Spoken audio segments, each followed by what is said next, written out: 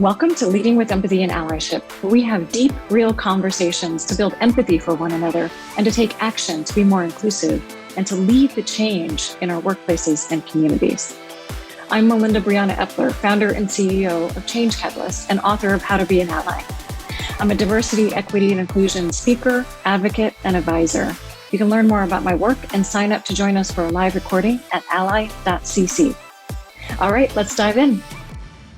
Hello, everyone. Happy 2022. Welcome to our Change Catalyst live series and the Leading with Empathy and Allyship show, where we have deep, real conversations about how we can be more inclusive in our workplaces and communities. Thank you all for introducing yourselves. Hi, Madeline. Good to see you. I'm Melinda Epler, author of How to Be an Ally and founder and CEO of Change Catalyst, where we build inclusive innovation through training, consulting, coaching, and events. So as we move into a new era of remote and hybrid workplaces, rather than struggling to return to normal, we can contribute to redefining normal in a way that is more inclusive and equitable. So today we have here Lekisha Middleton, founder of the Good Success Network, and Catie Harriss, director and HRBP at Intuit. We'll discuss how we build diversity, equity, and inclusion in hybrid and remote workplaces and the unique opportunities we have for redefining what that work looks like and feels like.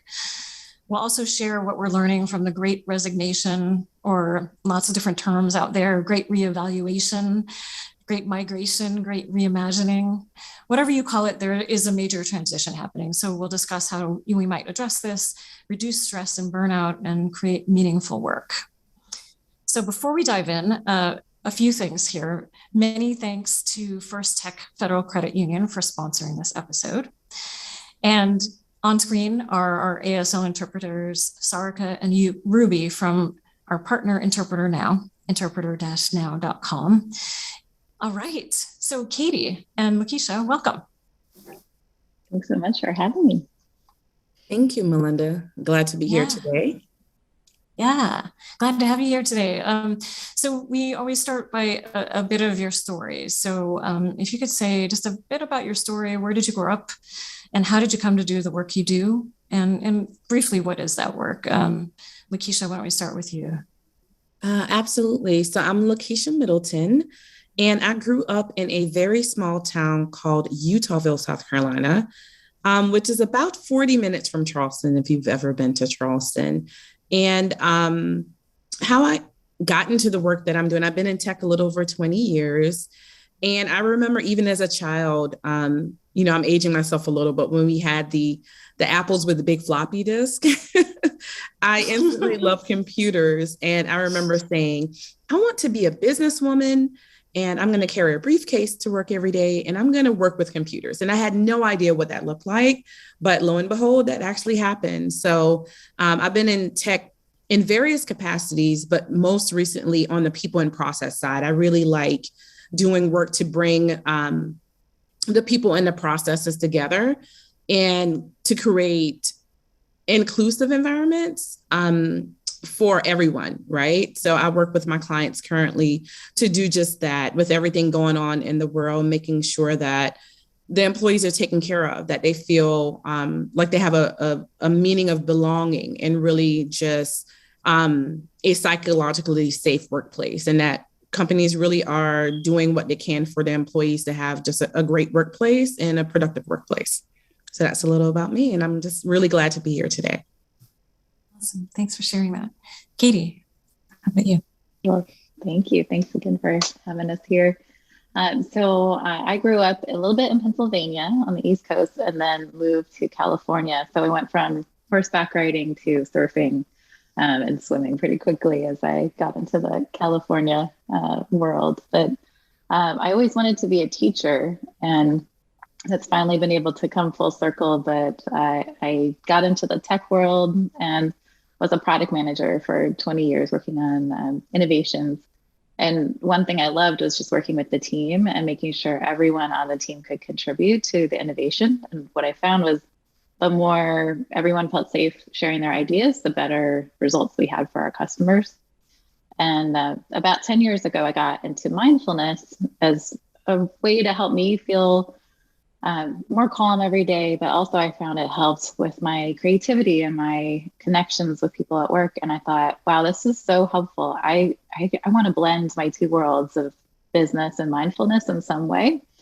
And so I started hanging out with the HR people because they seem to have it going on. And eventually I got into talent development and now HR business partner, where I spend my time coaching leaders on how to be mindful, innovative, inclusive leaders. Awesome. Cool. Thanks for sharing, both of you. So over the last, it's been almost 2 years that we've kind of been in the remote world, most of us, not all of us, most of us. And I've heard many times over the last almost 2 years, people talk about how they can't wait to get back to normal.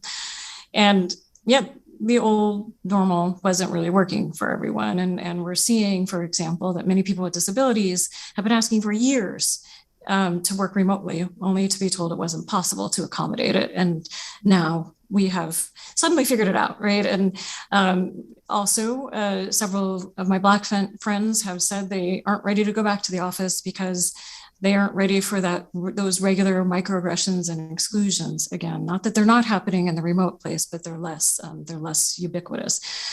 Also, trans, non-binary, and genderqueer folks are talking about increased psychological safety in the remote workplace as well. So, as we transition our workplaces into that new future, what could a new normal look like? What is that? What can that feel like? Neither of you jump in. Sure. Yeah, I can kind of talk about what we're doing and our philosophy at the Intuit level, and then some of the things I've seen just in our team levels of what we've been doing. But all of the benefits you talk about, there also a big difference I've seen is just a real leveling of the playing field, and if done intentionally, really helping people who are maybe normally introverted to actually get their benefits of maybe thoughtfulness and maybe slower thinking, but more potential analysis than maybe some of the team members who are more extroverted always had been in an in-person meeting. So, doing things like working on documents offline first and having everybody have a chance to contribute with written words and more time for thinking. And then people can be more prepared. So we're finding that with more people in a room now can contribute, being intentional with breakout rooms so everybody can have a voice. It's been a real benefit. But all of the decisions we're making at an Intuit level we're talking about going forward. It's not going backwards. It's going forward to a world where it's really invested in making connections.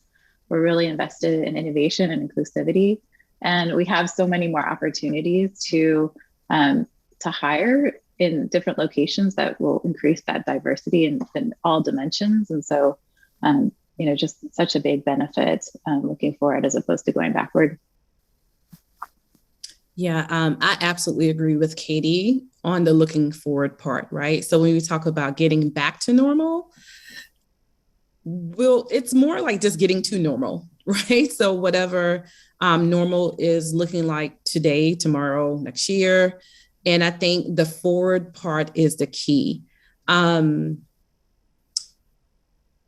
think that, I've said this before, but, the pandemic really magnified a lot of things for a lot of companies and individuals where if there were looming issues before in the workplace, in the processes and things of that nature, those definitely came to light. So I think that it gave an opportunity for companies to step up or not. But the companies that stepped up really benefited because, just provided a safe place for their employees to be honest about where they were, if they were struggling with even working remote, because a lot of people started working remote for the first time in their lives, right?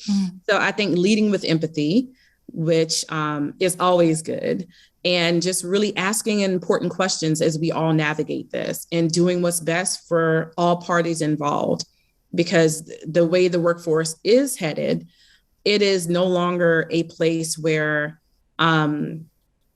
it's I hire you and, you should be just grateful to have this job, right? It's like people looking for partnerships. They're looking for a win-win in a place where it's like, hey, I provide these services and this value in exchange for what you give me. And we're more so walking this journey together. So I think that's a common theme that's going to continue. And I really think it's a step in the right direction, to be honest. Yeah. So maybe we could talk about specifics. Some specifics. What are the unique opportunities? And Lekisha, maybe we'll start back with you. What are some of those unique opportunities that the remote and hybrid workplace provides around diversity and inclusion? How is that different? What are some of the things that companies are seeing? What are they doing that is different, that is unique, that is addressing specific needs? Yeah, I think it's the sense of community. So I saw a rise in even online communities during the pandemic, and it just really showed how much of a need people had to belong to something that in a space where they felt safe and have the ability to be brave and really show up as their authentic selves. So companies realizing the importance of actually having that kind of community feel in the workplace is very important going forward. You know, we've always had employee resource groups and affinity groups, but I think really reevaluating what's the value and the purpose of those groups and how they need to function going forward.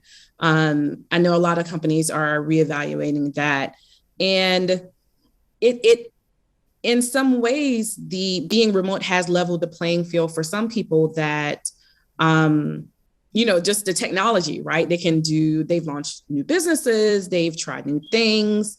I know a lot of us had hobbies. Like I have 2 plant babies now and they're thriving, right? So just small wins, but people created, things they might have even wanted to do for a while, just passion projects or real projects.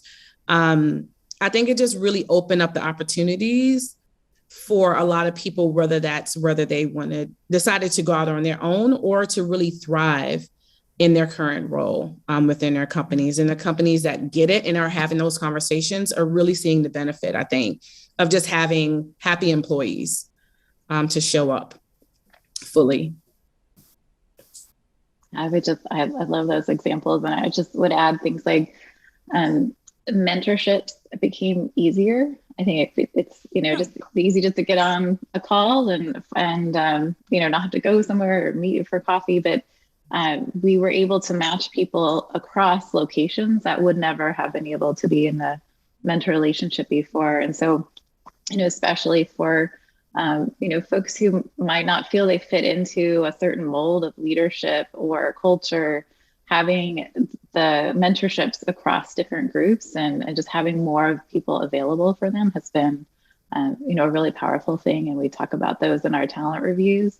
And people are just really excited now to do that, as opposed to maybe in the past, but people thought, I'm not really sure exactly why, but we have lots of volunteers now and, across different locations. Catie, can I ask you some more specifics? Because I know that for a lot of companies that I work with, they're struggling with mentorship as in the remote workplace. How does that look different? And how are you engaging people to do that effectively? Yeah, we're focusing on it a lot in our talent reviews. And so, systemically in the past, talent reviews could be kind of like just trying to argue for your person's talent rating. And then that was the total of the discussion. Now, what we're trying to really do is make sure that growth conversations are the majority of the discussion when you come to a talent review. So we're looking at key people and having the leader, the manager of the person come in and say, how would I utilize the rest of this leadership team to help grow this person? So what are the in-job kinds of learnings? What are the support kinds of things that we can do, like mentorship or groups or coaching that the person could have? And then what's sort of outside learning that somebody could do, training that we provide or externally.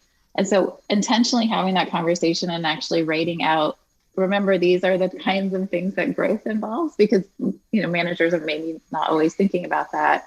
And then talking about it as a leadership team and saying, growing people on our team is a team sport of managers all working together. And so people are just much more aware and visible to each other's needs on the team, and they're volunteering at a much higher rate. People are asking for help, and then we're providing resources too on, okay, well, now that you signed up, what does it mean to mentor? It doesn't mean telling your mentee everything they should do. It's asking questions, really finding out what's important to them, really finding out what they need to know about, and guiding from there. And so really being customer first with that employee. Nice. And Lekisha, actually, while we're on that subject, I know you are also you also work with folks on their growth and moving up in organizations. You want to talk a little bit about that, since we're kind of on that subject? What are you seeing different? What is happening differently, and how are you addressing it, or how are you coaching people to address it? I will say this. I think definitely times of crises naturally does this, but people are really seeking to find value and purpose in the work that they do. And I think that the the younger generations right now were kind of born that way. But I feel like everyone's kind of coming along the curve, right? Where in times of crises, you kind of realize what's important to you. And the reality is we spend most of our waking hours with our careers.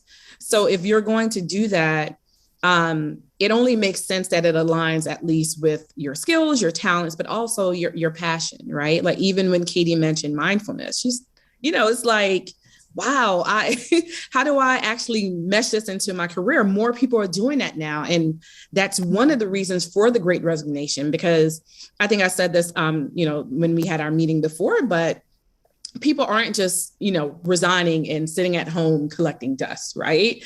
Like they're actually leaving for better opportunities and opportunities that align better with their values and where they want to make an impact in the world. So even with the large global companies I work with, I'm very clear that the type of coach I am, I'm about making sure that as a company, what you stand for, especially in these times, and how you want to be seen from a public view, but also that your employees know that, and also that they're aligning their values and they feel it's they're part of the company, because that also encourages belonging. When there's a clear vision for the company that you're working for, right? And you're on board with that vision, it makes such a big difference. And the work becomes more energizing, even on the long days or the extra hours. It does not really zap your energy, right? Or stress you out if you're really in a place where you just don't feel aligned. So that's the biggest shift I'm really seeing with a lot of my coaching and just advisory with companies and individuals, is that people want alignment with their values these days. And I think one of the things that you have told me is that you can find that alignment. You don't necessarily have to quit your job. You might find that alignment in where you are now. Do you want to talk a little bit about that and how you might do that? Yeah. And I'm going to pass it to Catie, because Catie kind of did that. But some ways that you can do that is speak up, right? So I think I've been guilty of this in the past, where I didn't think that the thing that I wanted to do was available at my company, but you never know until you actually ask the question. So just actually having those important conversations and saying, hey, I'm really interested in doing this. Is there an opportunity for me to work to use those skills, to develop those skills, or to actually create a role? I know a lot of people that created DEI roles, diversity, equity and inclusion roles during the pandemic, and they were pure tech, but they have a passion for the work. So now they're mixing their love for tech and their love for diverse, equity, and inclusion. So it really is about speaking up, especially if it's a company that you really enjoy working for, right? Because there's really no need to leave if you can have everything that you want there. But Catie, I'd love to hear more about how you made your pivot as well within your company. Sure. Yeah. And I would say that it's a two-sided coin. I think it's so important for the employee to get their own clarity on their values and the direction they want to go. And that when I'm doing coaching, the 3 questions I really like asking, and these are kind of questions that are not answerable like in any one sitting. They're sort of study yourself questions. But the first one is, what's the difference you want to make in the world? And be really clear on what's that impact and the meaning that you're going to bring to your life. And that might be in work or might be other things, but it's just like, what's your purpose?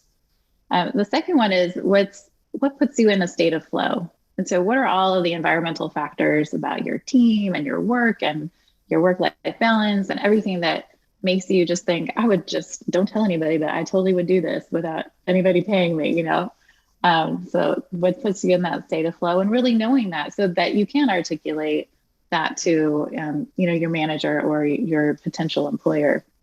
And then the third one is, what assumptions are you making that may not be true, that are keeping you from really pursuing that difference you want to make in the world, or, are not putting you in that state of flow. And for me, it was similar. Like, I didn't think that a job existed that would have mindfulness and business in it, but, I made it, and so that is pretty cool that that could happen with the support of the managers. But the other side of the coin is that the managers in our organizations need to be able to have those conversations and not just be all about the work and the speed of delivery. And, hopefully they can be clear on prioritization, but also have these career conversations and be able to create the space and time to ask, what do you want to do? What's the next thing? What's the furthest out thing? What's your dream job? And how can we work together to do, one of the questions was, how is upskilling part of that? That might be a stretch assignment. There were different times where I wasn't yet an HRBP, but I was running talent reviews in tandem with HRBP. So how could I kind of get exposure to see if I liked it and, just to learn about it. So there's stretch assignments, there's, temporary assignments, rotations we're working on all the time. So talking to the managers and the team about that. And then there's also, internal and external education. I got to go get my coaching certification. So that was just, another thing that talking with my manager and team, we had support for that growth because it's in line with what the business needs and what I want to do. And so how do we have that alignment? Peter asked a great question about kind of how do we get people to have that alignment and feel good about where they're going, but also have it be accretive to the business. And I would say there's nothing like goals. I mean, goals are just the most important thing, I think. And what we do at Intuit is we set out our mission and our values, make that very clear. And then we have 5 big bets about the biggest things that we're going to invest in. And then everyone in the company then has public goals of what they're contributing to in the business, and then also their development goals.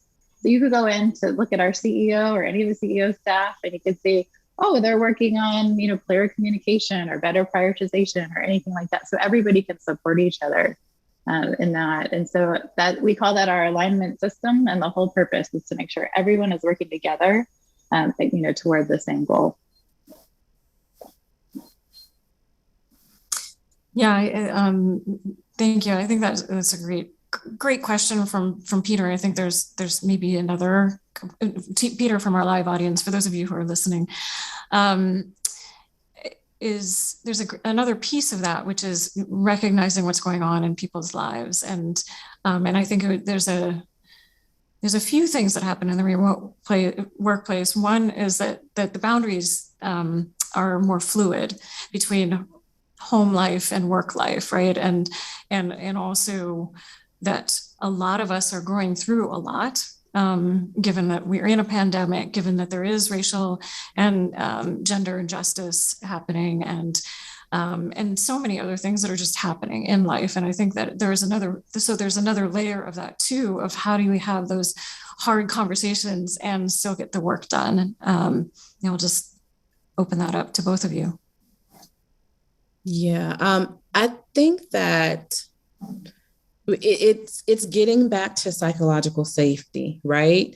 And as a leader in your company, and leader doesn't have to be title. It's just like, as someone who leads in your company, do your employees feel safe raising their hand and saying, I need help? Or saying, I'm having this personal issue that's going on right now that either is or may affect my work performance, and I need to give you a heads up. Do they feel safe coming to you and saying that? And on the flip side, are you having those proactive conversations, just checking in, right? Just, hey, how are you doing? Like, how are you really doing? Right? We ask that question often, but we don't wait for the response, or we don't really want to know. But actually having the how are you doing conversations and letting people know that they're not going to be penalized from a performance perspective, because they're actually, life is just happening to them, right? Most people want to do the right thing. They want to show up. They want to do a good job. And it's like having those conversations and just making people know that it's okay. You know, we're all kind of navigating this thing. And even if it wasn't a pandemic and you're going through something, you still want to be able to raise your hand and ask for help. So I think that was a big thing for, honestly, a long time in corporate as a Black woman. I didn't feel safe raising my hand and asking for help. And that's for various reasons, right? I felt like I always had to be twice as good. And I didn't have grace to make mistakes, but that was a lesson I had to learn on my own, but also through good leaders actually telling me that it's okay. Like you don't have to do that. And it was so liberating for me, but everyone doesn't have that, just that privilege, really, right? In a lot of cases. So I think being proactive about thinking, how are people really doing on your team and around you, is a good way to start. I love that, Lekisha. I would add that it really helps when leaders show their vulnerability and their real humanness. And so, we'll do things like, after we have a break or, long weekend, we'll have the leader say, what'd you do for relaxing or for time off? Talk about what's going on in your real life situations. When we have kind of new leader sort of assimilation to the group, we'll have them share their stories. I have one of the VPs I support just shared her story that she used to be married to a man. Now she lives with a woman that she's in love with. And she just shared that just as part of her, that was her journey. And we had so many people say, thank you so much. And, like that just made me feel so comfortable with you and genuine that I could share my stories. And so when we kind of have a sense of each other's real life, then it's easier to say, oh, and my mom is sick, or my kids, need early pickup, or I'm worried about, them having to stay at home again. I don't know how to manage this. So just having everybody see each other on that human level, and having that start from the top, I think makes a big difference in the environment. Yeah.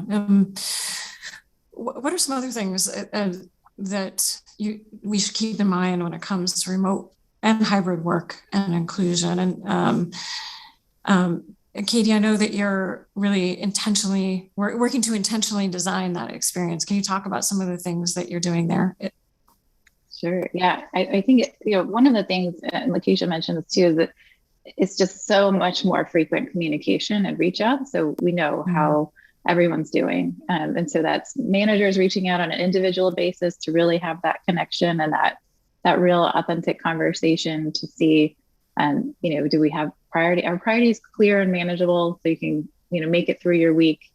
Are you, am I noticing that you're working past, certain times during the day, so that we can have those micro conversations and connections to help everyone set boundaries.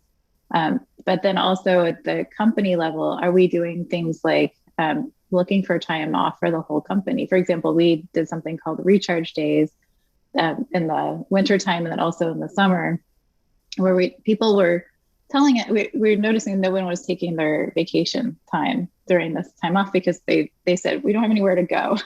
So they're just working all the time. We kept encouraging them. And then the feedback was, well, the work just piles up. So it's not even, worthwhile. And so we kept hearing that feedback and we said, well, we're going to introduce recharge days, meaning the entire company is going to be off. So we don't have that buildup. And it was so appreciated.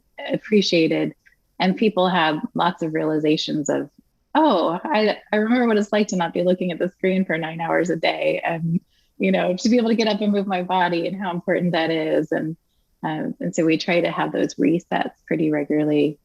We've also experimented with things like no meetings after certain times, or no meetings Fridays, and things like that, where people could have chunks of time to work, because we were getting lots of feedback that now that everybody wants to try to connect all the time with a Zoom meeting, there's not enough uninterrupted time. And so how can we have zones when we all agree that, the engineering team can actually sit down and code and not be just constantly pinged by the product manager, and actually get some things done. So we've experimented with that in different groups.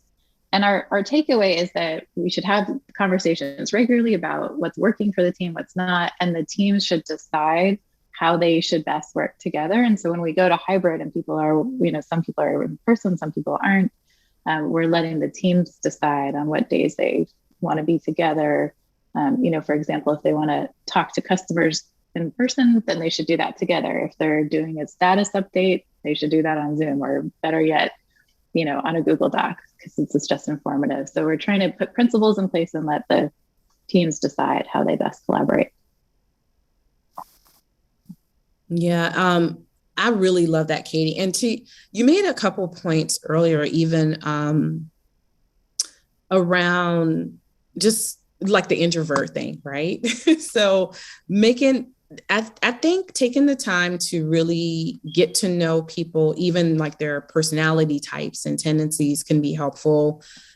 Even if that's bringing in a coach to do that, or partnering with your HR and people teams, but to really to see and develop people from a lens of their strengths and what they're really good at and what their inclinations are, can be really helpful. I know there were concerns that, from a lot of people that may be introverted or just not as outspoken, that they were going to get left behind, right?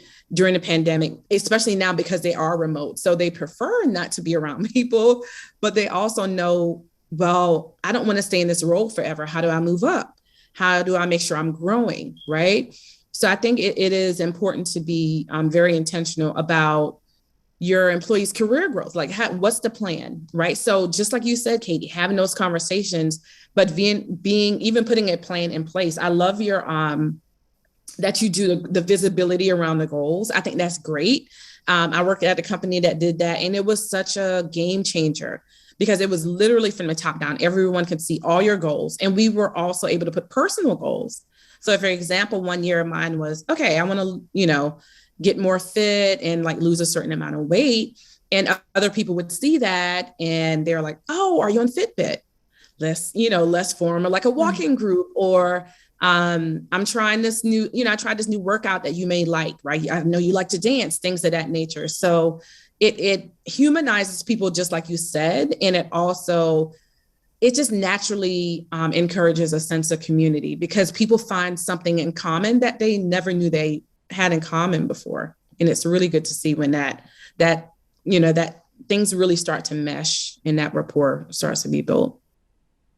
Yeah, when people are invested in each other, it's so powerful. And one of the things we've been doing as we kick off new teams for new projects for the coming year, one of my favorite activities is called Live, Love, Learn. And everybody just takes about 5 minutes to share 3 pictures. One is something they loved, something they learned this year, and something about where they lived.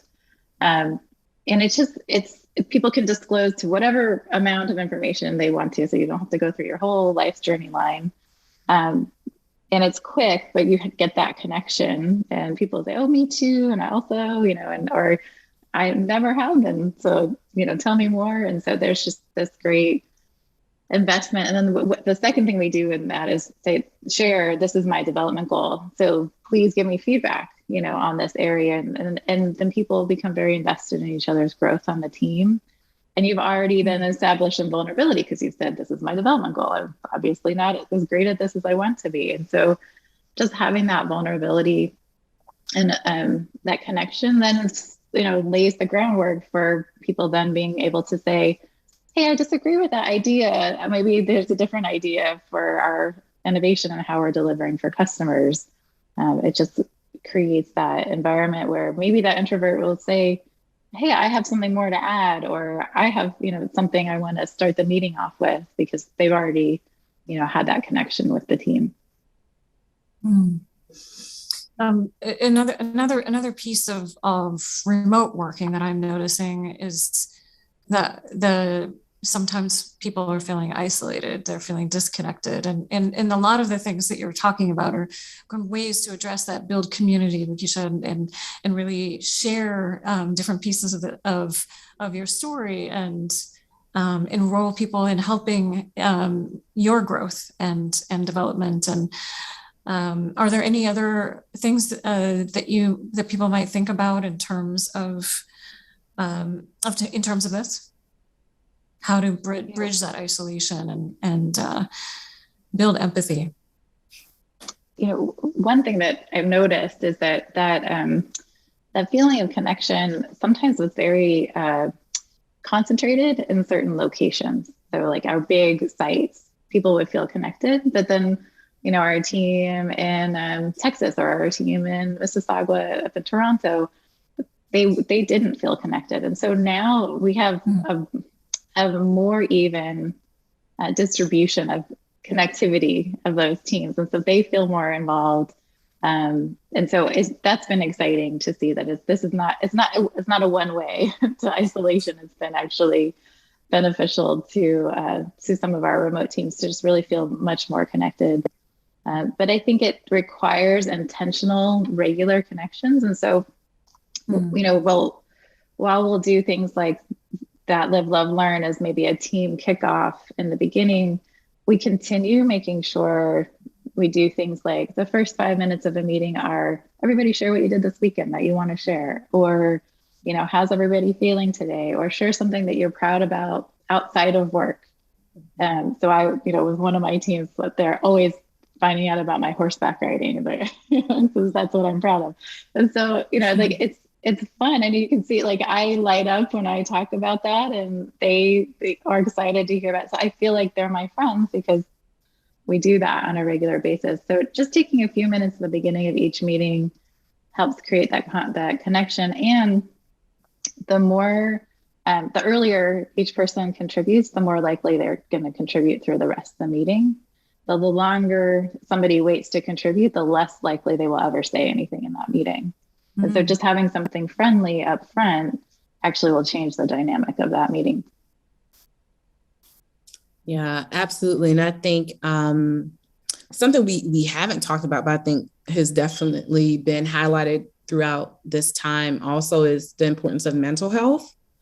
And isolation can be like your worst enemy, right? When it comes to just managing your mental and emotional health. So I think owning our overall wellness, right? And knowing where is the line where my isolation is not really about my job, but it's something else, and I need to actually see a professional for this, right? So knowing where that line is, and I know that so many resources and even free resources have increased during the pandemic, which has been one of I think the best things about everything that's going on. But knowing when, hey, I need to talk to someone before I can talk to someone, right? Like before I can feel comfortable, like actually getting acclimated in the workplace. But just knowing that it's okay. I'm so glad to see the stigma around mental health not being as bad as it was before.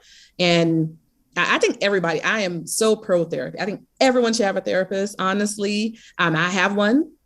And, for, like I said, for the community and the culture I'm from, that was a stigma for a very long time. But you realize, and I think becoming a coach kind of opened me up to that, because I'm like, well, even coaches need coaches. So maybe a coach needs a therapist too, right? So I think just realizing that, seeing that it's okay to open yourself up to getting help in ways that you may not have gotten help before. And that's okay. Because that's where it starts, because it is a twofold thing. Even feeling like you're belonging, you have to be willing to kind of, make that first step as well. Yeah. Yeah, and we had a whole conversation late last year about burnout, which we'll link to the show notes of this episode on our website. So we don't want to go too deep into that, but it would be great to share some thoughts in addition to that, Lekisha, and to share some thoughts about how we might reduce stress and burnout during this time, since that is on the rise and so many people are experiencing that. Yeah, this is always my go-to, but do more things that bring you joy. And it sounds so cliche, right? Like I say it and it sounds very like something I pull out of Oprah magazine, but it's true. So even earlier when I talked about doing energizing work, that's the whole point of doing work that aligns with your values, because it's something that actually brings you joy. It's actually physically, proven that the chemicals that it spikes in your body, it energizes you, it makes you happy, it makes you smile. Like when Catie talked about horseback riding, right? Like it made her smile, and it made me smile when she said that. I was like, oh, horseback riding, that sounds like fun. But it's the first thing people say is like, well, I don't have time. But then that's also why you're burnt out, right? So it doesn't have to be a big thing. It could be taking a stretch break, or getting 5 minutes of fresh air during the day, or watching silly videos on YouTube or TikTok, or whatever your thing is a very non-judgmental exercise. Connecting with someone you haven't talked to in a while. Just anything, but anything that sparks joy in your life, I think is a good way. And boundaries, right? Boundaries. I say my no is very strong these days, and I don't see that changing anytime soon. And there's a saying that, when we say no to the things that no longer serve us, we're able to say yes to the things that do. And I think setting boundaries and really knowing it's okay to choose yourself, like to really choose you and invest in you, and and to do things that bring you joy. So I've found that is really balanced out a lot of the times that could have been really, really sad during these past couple of years. Yeah. Love that, Lekisha. That's just beautiful. I would add from a leader perspective, 2 things we're expecting all of our leaders to do is just really, really be clear about prioritization. It just cannot be, here's another thing and here's another thing, and hope that people can figure it out. My joke on the no is like, I feel like a book that just says how to say no, it would be a bestseller right now, because a lot of people are A+ performers. They're like, yes, I will do everything to the top degree. And it really needs to be the leader and manager's role to guide what's most important, and where are the places where it has to be A+ work, it just needs to get done, so that people can have a little less stress. And then also just really role modeling and saying, I'm going to go pick up my kids at 3:00. And that's why I'm either not going to be on this call, or I'm going to be, just multitasking or something. But making it really clear that, everybody has a real life, and that we're doing these things, we're picking up our groceries or whatever we need to be doing, so that everybody can feel like they have a right to have a balanced life too. But my number one answer here is, of course, mindfulness. One time I saw a shirt that said, whatever your problem, yoga is the answer. And I would just swap out and just make it even broader, mindfulness. But I think it's so important, and it's so easy to, do a little mindfulness practice, even at the beginning of a meeting, and just say, let's just all take 5 minutes to settle in, be aware of our breath, be aware of our body, and just how much, I even just noticed how much my own pace changes, just checking in. And you can get guided meditations on a variety of apps. I'm sure there are practitioners in your organizations that would be so willing to, share a few moments. I get invited to, kickoffs of the meetings here and there, and it's so fun. But having your own practice to just check in, there's a saying that, that practitioner says, I don't have enough time to practice mindfulness. How often do I really need to do it? And the monk says, however often you're doing it, double it, because if you don't have time, then that's your own perception. You need to have a little more mindfulness.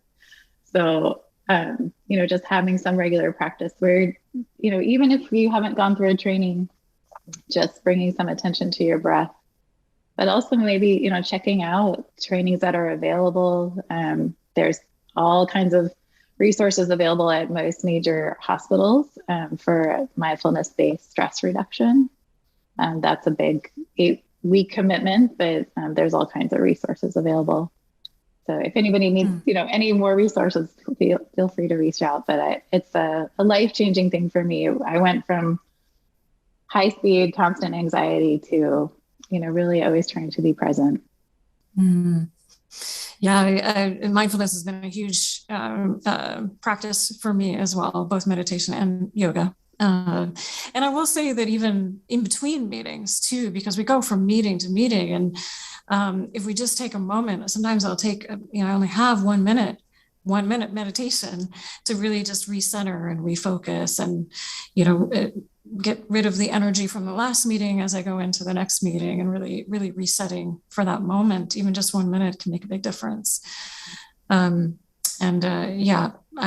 I will say I use Insight Timer. It's a great app, and I've been using it since 2012, I think. So a long time. It's there's a lot there. I want to jump to, go ahead.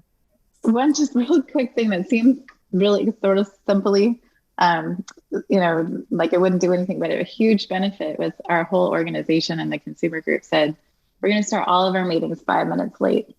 So everything starts at 1:05 instead of 1 o'clock. And so it just gives everybody a little chance for water, yoga, mindfulness, but just some sanity in there for 5 minutes before we start.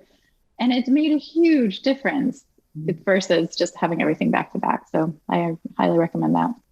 Yeah, I work with one of my clients does that as well. It took a little bit to get used to, but it's definitely nice. They do 5 minutes after the hour and 5 minutes before the hour. So there's 10 minutes in there.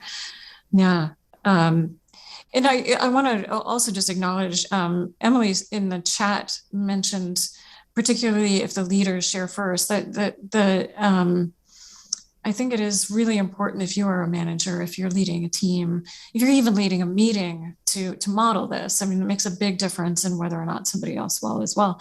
Modeling transparency, communication, mindfulness, you're sharing your own story, sharing your experience with therapy, all of those things can make a big difference in how your team shows up and whether or not they feel psychologically safe to share. There were a couple of questions here. I'm kind of scrolling through the chat. Nobody used the Q&A function, so kind of working back through the chat a bit. Kevin asked, how is upskilling, reskilling part of your growth strategy? This is addressed to Catie. Are you seeing more interest in continued ED, either traditional or MOOC? Maybe you can explain that. It's a great opportunity right now because, people have a little bit more time on their hands and maybe they're not traveling or going to get-togethers on the weekends as much. And so we've seen a lot of people, sort of say, I want to get my MBA or my, other higher degree. And so people have been adding that and they're utilizing our benefits for that. And then we also have a variety of trainings that are attached, which is really cool. Our goals system is attached to our learning system. And so if you put in there, I'm interested in, leadership training or manager training, then you'll get recommended, the right trainings that would support whatever you want to work on. So that's been a really great technology solution to helping people find what they need. But that can also just be, manual and have that conversation of, well, what are the training opportunities internally or externally? But certainly people are, super interested in that now. Awesome. And we have one question in the Q&A from Emily. Not all leaders who lead hybrid teams are totally bought into this formation. How do you coach leaders to lean into trust?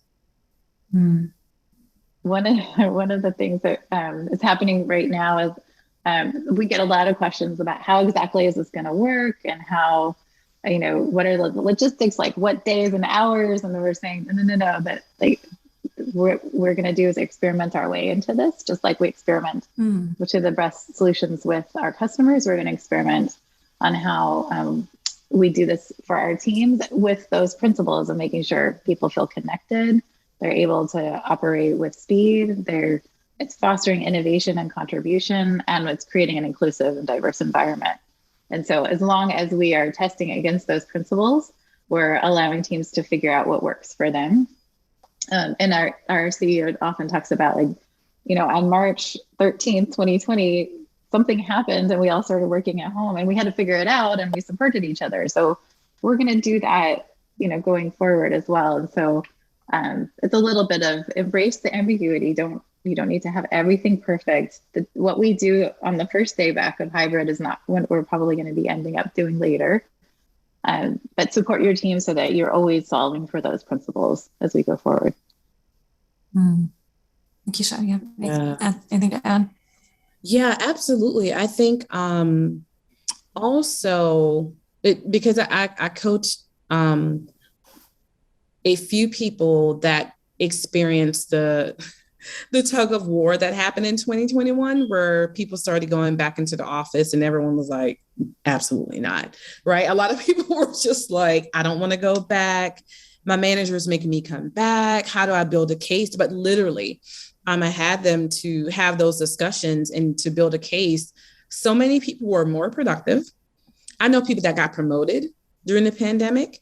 So it's like, why getting to the root of, right, to I think it was Emily asked that question, to the point of trust, right? So some of us micromanage.